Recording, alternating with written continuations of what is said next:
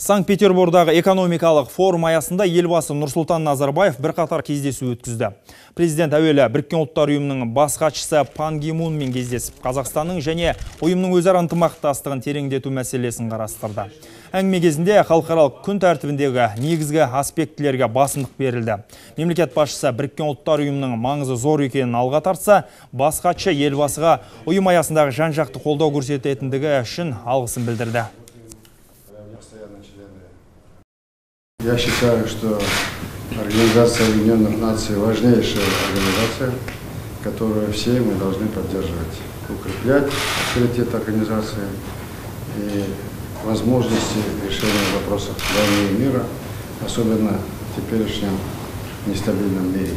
Казахстан, вы знаете, что от нас исходит предложение мира, интеграции, взаимопонимания. Мы проводим съезд мировых традиционных религий, чтобы объединить цивилизации. От нас исходит предложение по избавлению от ядерного оружия. В этом году мы будем отмечать 25 лет закрытия Семипалатинского полигона, где вы побывали. Конечно, работа Организации Объединенных Наций зависит от членов организации, от Совета Безопасности. Несмотря на это, вы проводите очень гибкую работу, которая поддерживается всеми странами.